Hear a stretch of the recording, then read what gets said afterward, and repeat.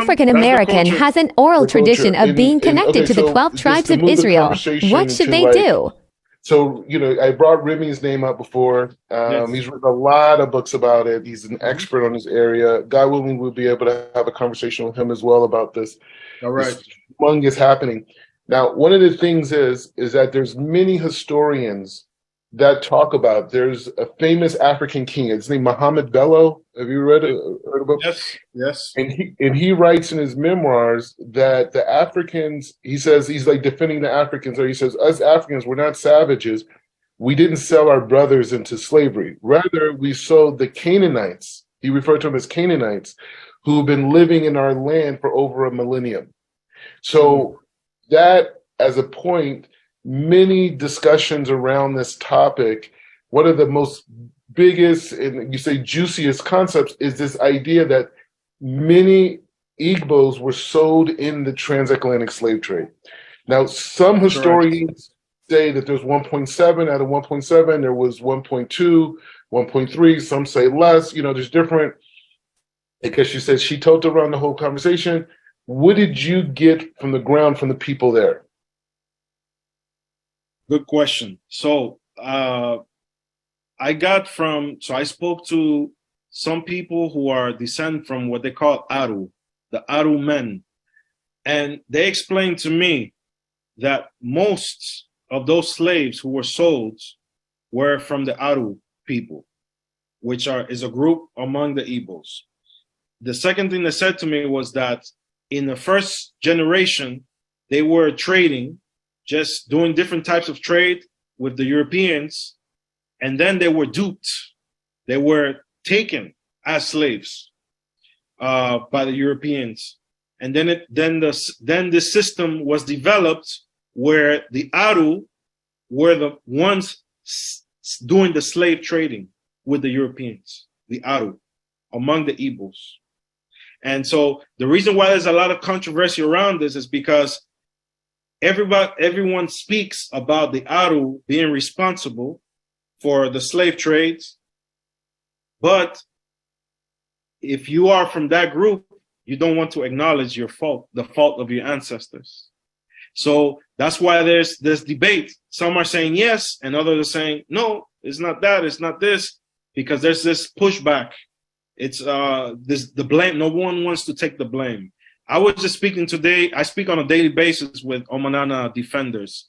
We have a group for many years now, and we were talking about this very same issue today, this afternoon, before this interview, and how this one particular group of Igbos say the Aru need to ask for forgiveness for what they did by selling off so many slaves. I'm not going to get into that debate. I'm just transmitting the information that I received. Yeah.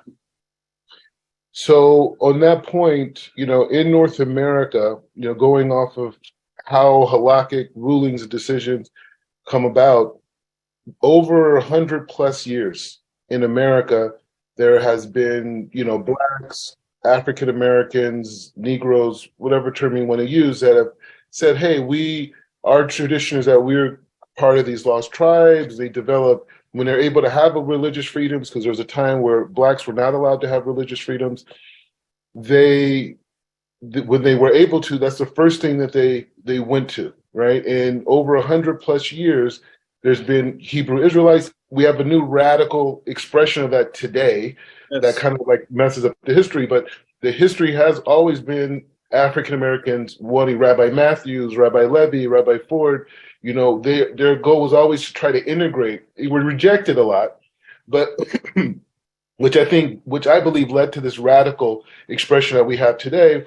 What would we say to African Americans who identify or connect to this idea of the lost tribes based off of what we know today about the Igbos being sold into North America? Wow. I asked this very same question to the chiefs in Oweri, in Igbo land.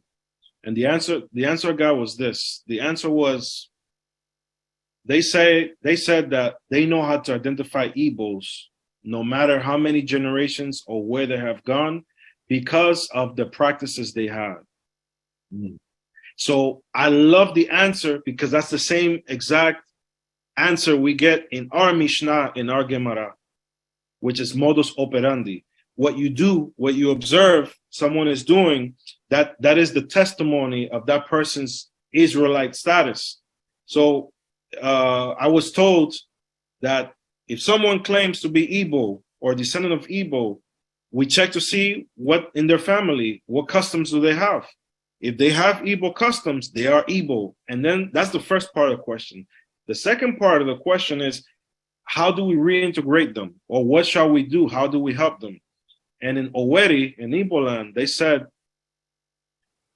they told me that there have been people from Cuba and the USA who have done just that. They have come and integrated with them and have returned and have acquired their Igbo Jewish status in such a way. So they are prepared. I am now speaking for this community, and they are prepared to receive as many people as possible. Whoever wants to go and go through this experience of returning to your ancestor, to your roots, your cultural root, welcome. Okay, and so on that point, that's very, very important information that they're welcoming us. So another question is, the people came to North America were under the context of distress, right? And for generations they were forbidden to practice any other type of spirituality other than, you know, what they received on plantations in many cases. Right. A lot of it was Christianity. Right. So how would they, from a halakhic standpoint, be classified dealing with that? But like it's like if someone was captured by the Romans or captured by a Spanish army and they were denied, they said, hey, if you do any of this, boom, we're going to kill you. And then two, 3 generations, it's like, hey, we know we have an oral tradition that we have this connection, but in terms of practice, we really don't, we weren't allowed to keep anything based off of distress. Yes, this is a very difficult question to answer. And I believe it's difficult to establish a blanket statement for all cases. I believe it has to be studied case by case, because I know some African Americans who can trace back to the colony of Virginia. And in the colony of Virginia, almost 90% of the slaves that came in there were from the Igbo. Yeah. So if someone is able to trace by genealogy to those slaves that came in, and also trace that they were marrying Igbo among Igbos, because that's another thing. Igbos don't marry outside of their culture. We see it in the Caribbean islands, in Haiti, for example. The slaves there who were from the Igbo didn't want to mix with the other African slaves. They didn't mix because they were not circumcised.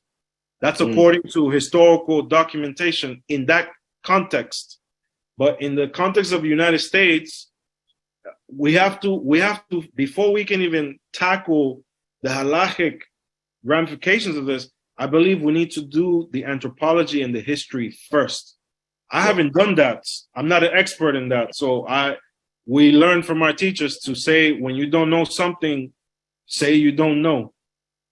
So I'm not an expert when it comes to what's happening in the United States. I know the Caribbean very well. I know those sources because I've studied them for my PhD and my master's, and in what's happening in Brazil as well, and in Suriname and these places. For example, there were cases where Jews, Portuguese Jews, bought slaves, and they were circumcised. They saw they were circumcised, and they wrote letters back to the rabbis in Amsterdam, and they said, "How should we treat them?